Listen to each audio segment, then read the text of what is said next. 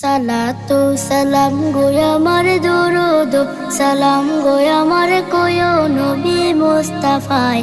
তোমরা যদি যাও গো মদিনায়, তোমরা যদি যাও গো মদিনায়, মদিনা শরীফের মাটি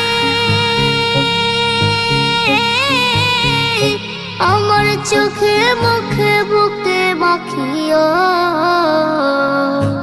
এমন পবিত্র মাটি, এমন পবিত্র মাটি আমার নবীর রওজায়।